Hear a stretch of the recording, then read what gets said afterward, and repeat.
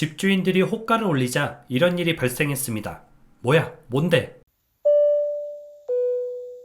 안녕하세요. 재테크 읽어주는 파일럿입니다. 최근에 서울의 일부 지역에서 집값이 반등하고 있습니다. 이건 팩트예요. 그런데 집값이 반등하다 보니까 이렇게 반등하는 지역에 매물을 내놓은 집주인들은 이걸 보고 무슨 생각이 들까요? 당연히 나도 좀 더 받고 싶다, 돈을 더 받고 싶다, 이런 생각을 하겠죠.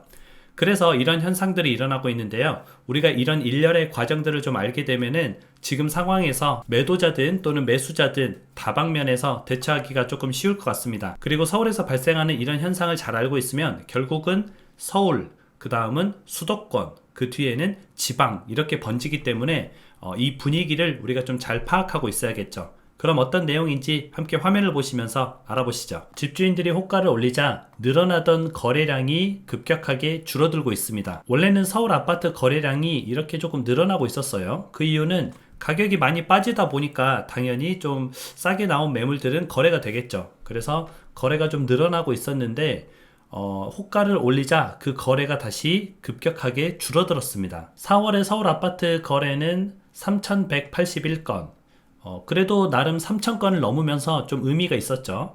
그런데 5월에 서울 아파트 거래는 1,620건. 물론 아직 다 정리된 게 아니에요. 근데 그래도 4월 달보다는 확실히 확연하게 줄었다. 그렇게 보면 되고요. 지금 상황에서는 거의 반토막 정도 거래량이 줄었죠. 공인중개사들 사이에서도 호가가 오르자 매수 문의가 줄었다라고 얘기를 하고 있습니다. 이거는 공인중개사가 아니어도 저도 알 수 있을 것 같아요. 호가가 올라가면은 당연히 매수 문의가 줄어들 것이고, 호가가 떨어지면은 싼 집을 사고 싶어서 매수 문의가 늘겠죠. 그리고 이제 이런 뉴스 기사가 있잖아요. 둔촌 주공아파트 5억 올랐다, 이런 뉴스 기사가 있는데 그 진실을 한번 보도록 하겠습니다. 참고로 둔촌 주공아파트의 분양가가 한 13억 정도 돼요. 근데 여러가지 옵션비를 더하게 되면은 대략 한 넉넉 잡고 14억이다, 이렇게 생각을 하면 되고요. 이걸 알고 우리가 한번 보면 되겠습니다. 둔촌 주공아파트가 올림픽 파크 포레온이잖아요. 여기 강동구에 있는 건데 한번 보게 되면은 지금 이제 국민평수 기준으로 얼마에 나와 있나 한번 볼게요. 분양권이 얼마에 나와 있나 보게 되면은 16억 5천에 나와 있네요. 이제 29층이고요. 그 아래도 16억 5천 이렇게 나와 있는데 쭉 내려보니까 16억 5천, 16억 5천, 16억 9천.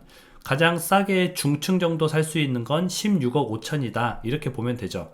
그러면 아까 이제 14억이라는 돈에서 16억 5천이니까 실은 이제 한 2억 5천 정도 오른 거죠. 그런데 왜 5억이 올랐다고 얘기를 했을까?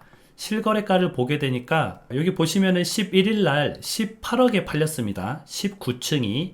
그래서 아까 분양가 13억에서 5억이 올라서 18억에 팔렸다라고 얘기를 하는데요. 그 뒤에 18일 날 보게 되니까 15억 6천에 또 중층이 팔렸습니다. 그리고 20일 날 보니까 16억에 중층이 팔렸죠. 지금 팔린 모습을 보니까 18억에 팔렸고요. 그 다음 15억에 팔렸고 16억에 팔렸습니다.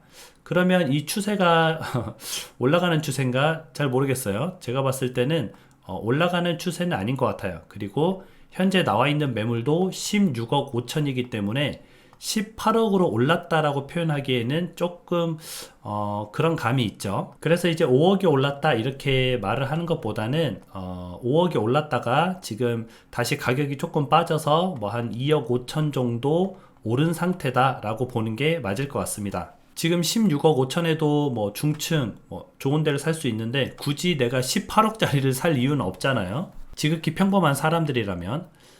그리고 잠실이 4억 올랐다는데 맞습니다. 이 4억 오른 사실은 맞아요. 근데 26억이던 집값이 18억이 되자 팔린 겁니다. 그리고 18억에서부터 팔리기 시작해서 어디까지 팔렸어요? 22억까지 거래가 된 거죠. 그러면 22억까지 거래는 됐는데 18억에서 22억까지는 어느 정도 사람들이 받아들일 수 있는 가격이었던 거죠. 근데 다시 22억 선으로 올라오자 거래가 끊겼습니다. 노원구도 8억에서 6억이 되자 팔렸습니다. 예전에 집값이 비쌀 때는 8억 초반 이렇게 됐었는데 6억 초반이 되니까 팔렸어요. 근데 다시 6억 초반짜리가 팔리고 6억 후반으로 올라오니까 안 팔리고 있습니다. 매물이 쌓이고 있죠. 이걸 보게 되니까 우리가 알 수 있는 것은 집값이 이렇게 높을 때는 사람들이 사지 않고 있다가 집값이 조금씩 떨어져서 호가가 낮아지니까 사람들이 사더라. 근데 다시 호가가 높아지니까 사람들이 안 사더라. 그러면 사람들이 생각하는 가격은 정말 싼 가격, 예전보다 진짜 싼 가격이면은 살 의향은 있어 보이는구나 라고 우리가 알 수 있겠죠. 그래서 지금은 매수자와 매도자가 줄다리기를 하고 있습니다. 싸면 산다, 비싸면 안 산다, 이거죠. 이거는 뭐 매수자들의 모든 사람들의 똑같은 마음이지 않을까 그렇게 생각이 되고요. 지금 현재 상황을 보니까 현재 경제 상황에서는 고점 대비 30% 이상 싸야 팔립니다. 고점 대비 한 30% 정도 떨어지면은 예전에 내가 8억이 넘어갈 때는 못 샀는데 지금 6억까지 떨어졌네. 그러면 서울에서 집을 사려면 한 6억 정도는 줘야 되는 거 아니야? 라고 생각하고 노원구에서 팔렸던 거죠. 그리고 잠실 같은 경우도 내가 26억 주고는 차라리 건물을 사지. 근데 20억 아래로 내려와서 앞자리가 바뀌니까 이거는 내가 예전에 26억 주고 살려고 했었는데 지금 18억까지 빠졌네. 그럼 한번 사볼까? 라는 수요가 생긴 거죠. 그럼 앞으로는 어떻게 될까? 앞으로는 경제 상황에 따라서 부동산 향방이 바뀔 수 있습니다. 만약에 경제가 살아나면은 사람들이 지금 약간 반등한 이 호가에 살 수도 있겠죠. 그러면 다시 또 호가가 높아진 현상이 나타나겠죠. 근데 경제가 좋지 않아서 여기서 사람들이 사지 않으면 호가는 다시 또 내려오겠죠. 그래서 우리가 이제 경제가 살아나는지 그걸 좀 봐야 되고요. 지방에 계신 분들은 이제 서울과 수도권의 움직임을 좀 잘 관찰해야 됩니다. 서울과 수도권이 분위기가 살아나면은 지방의 주요 도시들도 좀 분위기가 활기를 띨 수는 있어요. 근데 서울과 수도권이 살아나지 못하면 지방은 더 못 살아나겠죠. 그래서 지방 분위기는 서울과 수도권을 따라가니까 좀 주의 깊게 관찰을 하면 좋을 것 같습니다. 굉장히 재밌어요. 지금 매수자, 매도자 간의 줄다리기가 이어지고 있는데 가격이 높을 때는 팔리지 않다가 이제 가격이 많이 빠지니까 좀 팔리는 현상이 나오는 거죠. 그리고 가격이 다시 또 팔리다 보니까 조금 반등을 하겠죠. 반등을 하니까 다시 또 안 사버리는 현상.